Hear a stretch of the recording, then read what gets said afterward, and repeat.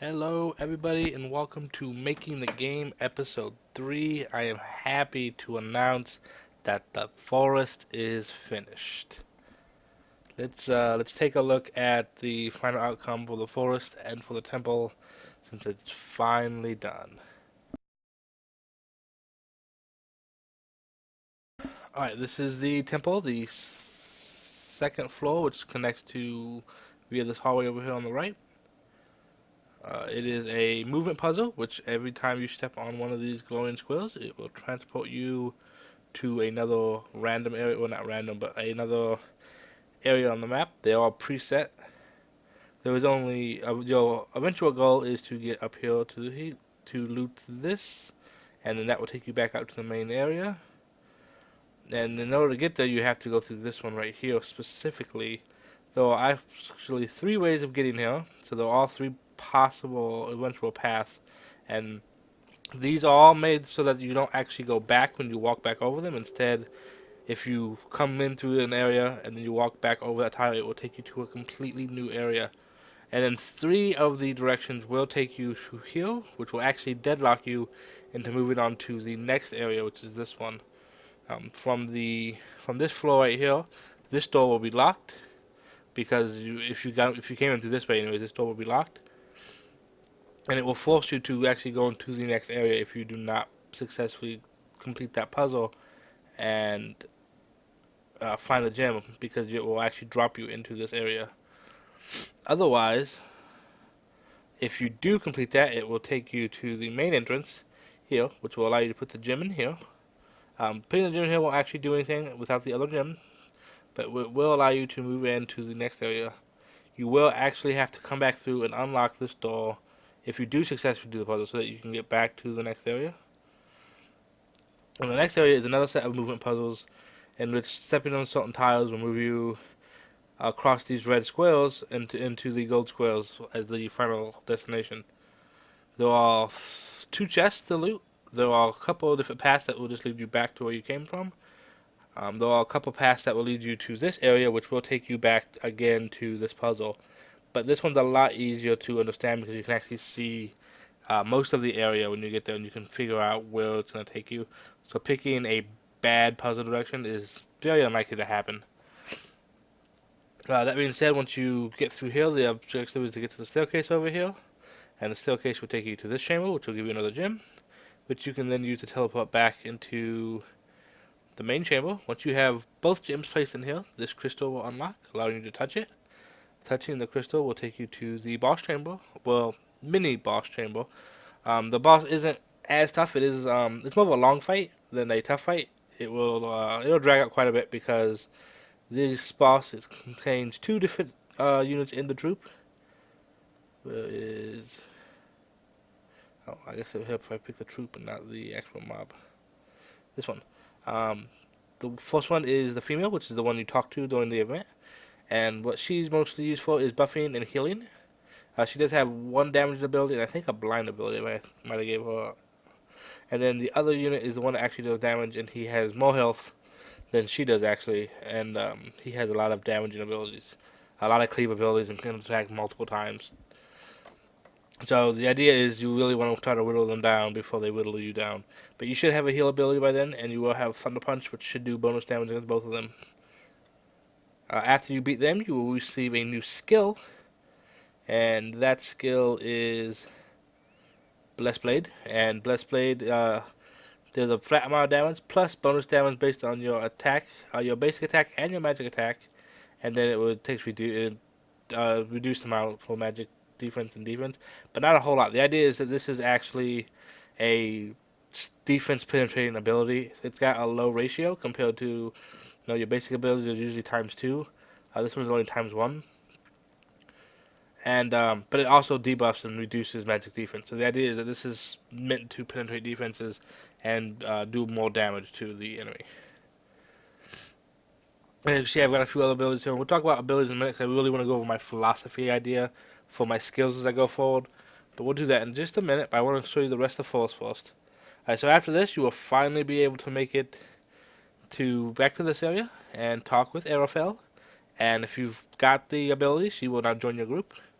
you will be able to make your way north. There will be a few basic mobs here, nothing that you haven't really been able to take out before. There's a chest here, there's a camp here to heal up. There's a potion, I think, in the barrel. What did I put in the barrel? No, blueberries. Okay, I put some special items into the game.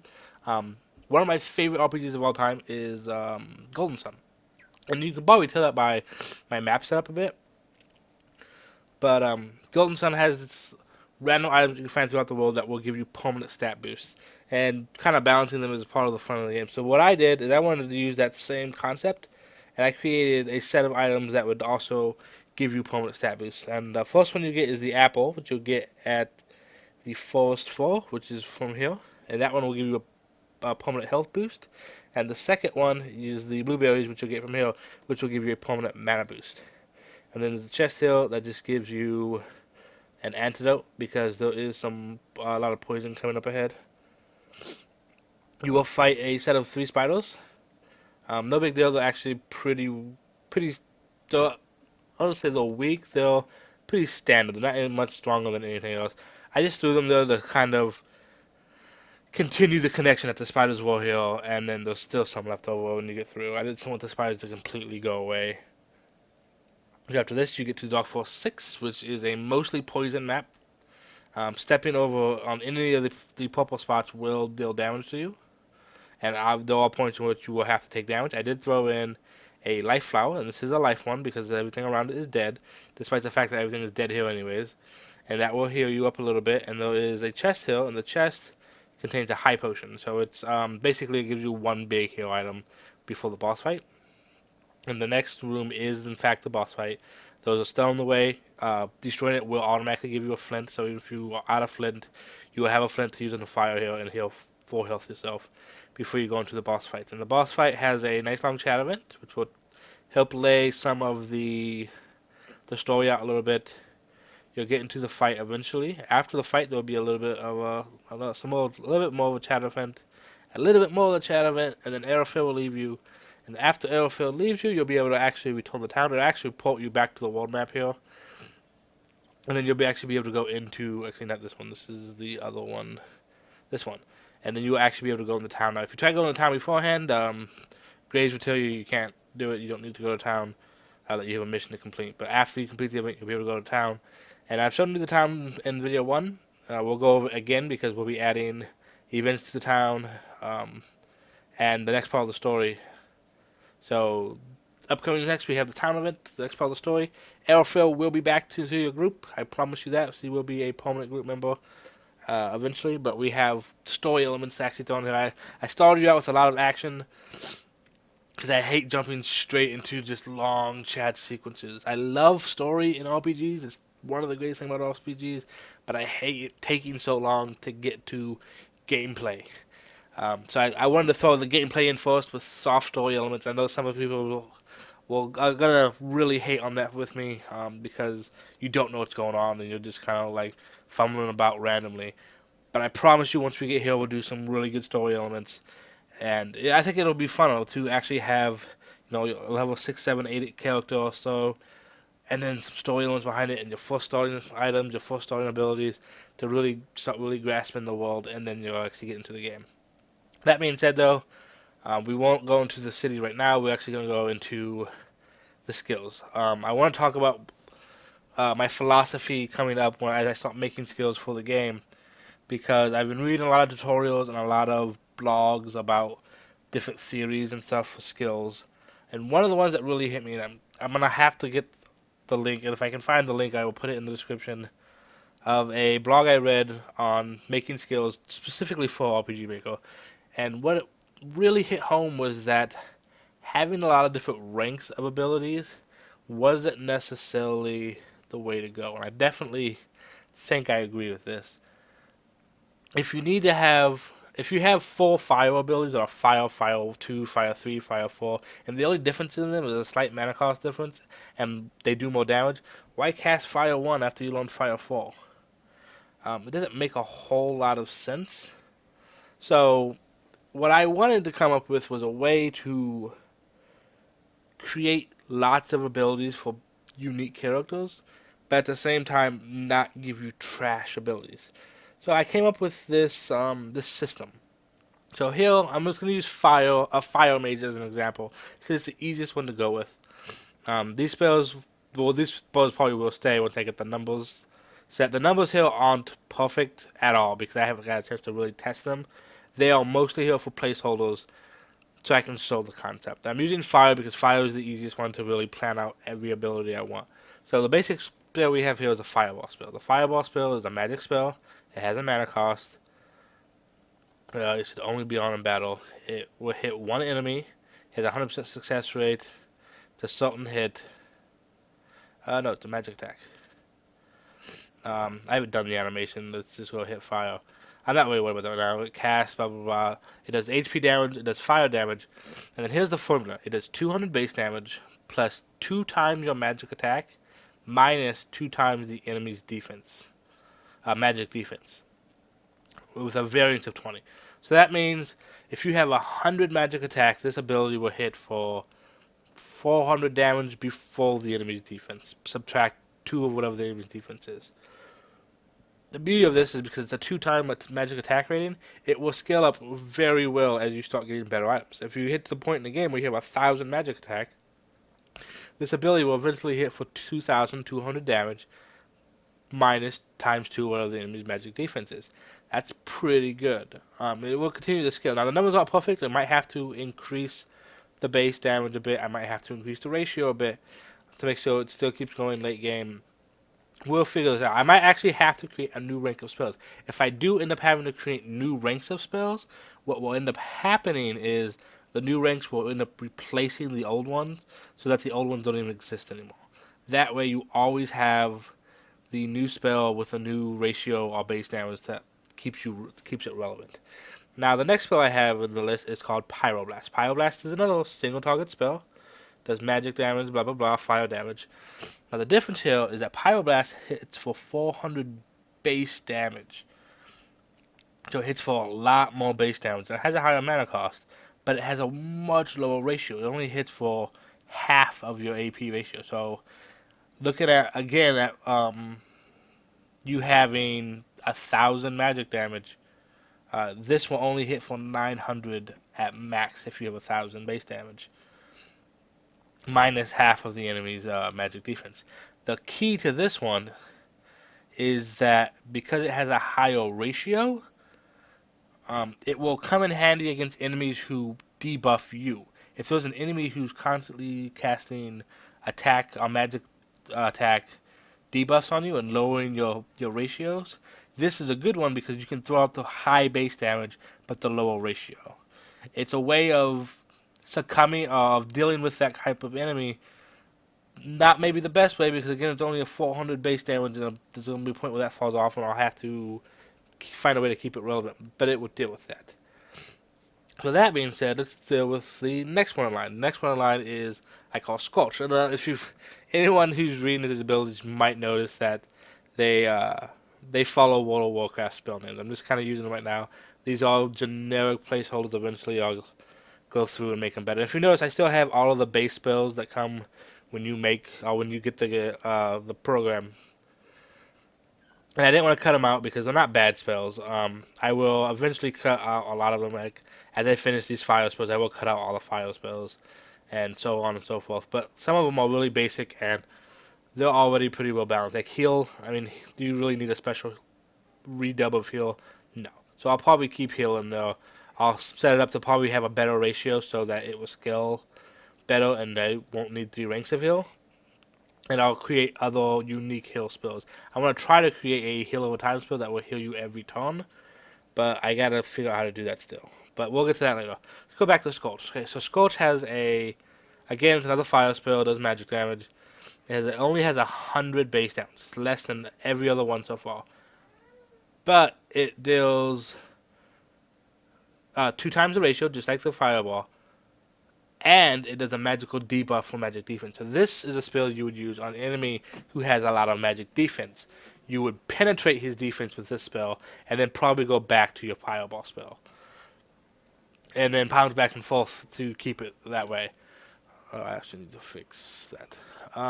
The other thing that might end up doing is it might actually end up ignoring the enemy's magic defense, but that's something we'll think about later. Now, the next spell in line is, the first AoE spell. So we have good single target spells to deal with different types of enemies. So we need an AoE spells to deal with lots of enemies. So the first one I come up with is one that hits random enemies. Now, because it's random, it could end up hitting the same enemy multiple times, and it can also, if you cast that on a single target enemy, it will hit that enemy 3 times. So far as what I've seen. I don't know. Maybe sometimes it will only hit them once because it's random.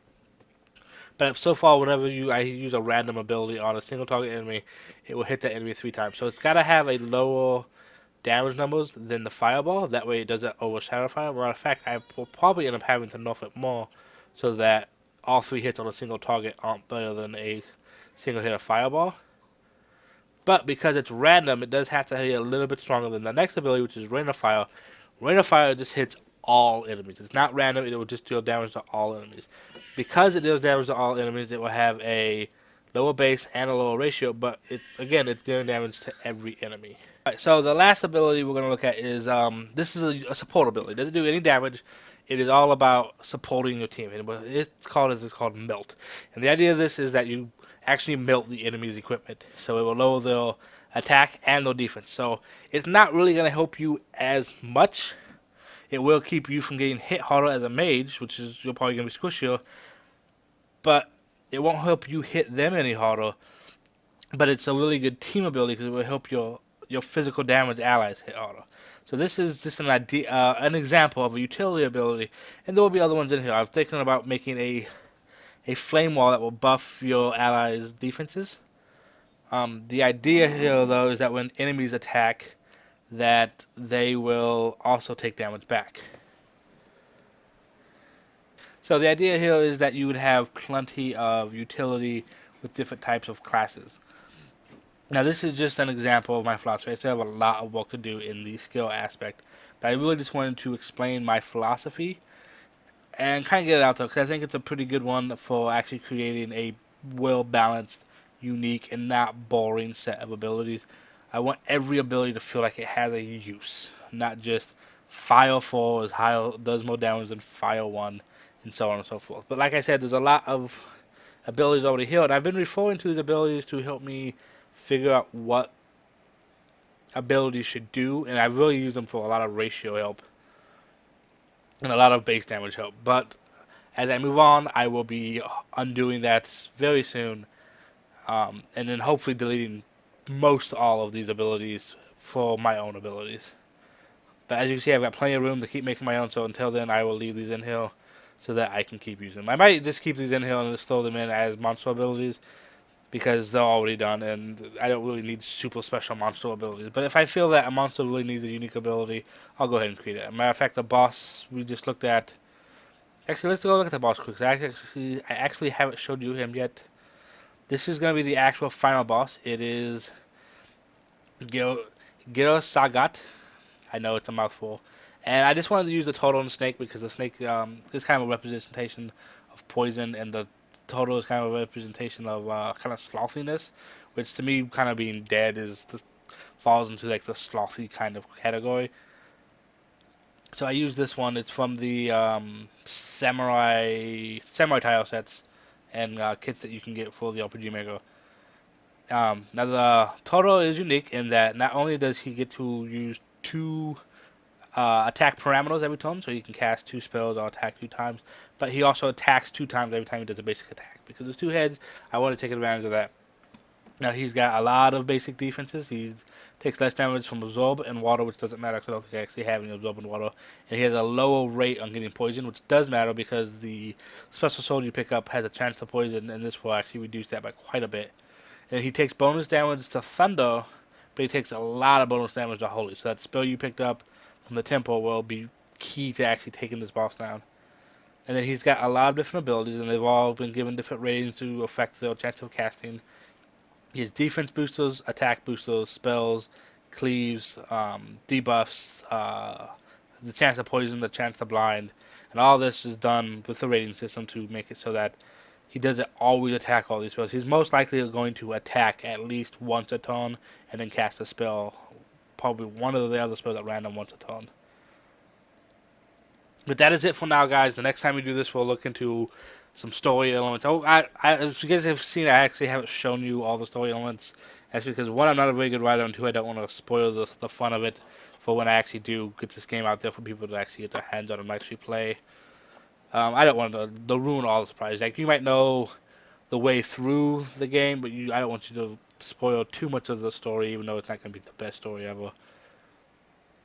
But we will talk about the story elements a little bit, and then the next events. And I'm going to start getting to the point where these videos will be shorter, because I'm going to cut out more of the events. Not cut out the events, but cut out showing you the maps too much. I'll show you more generalized area, but explain less of what you have to do in those areas. Again, so I don't really spoil the game before you actually get into it. But thanks for watching, guys. Again, I'm still having so much fun with this program. I hope you guys are enjoying the videos, and I will see you next time on Making the Game.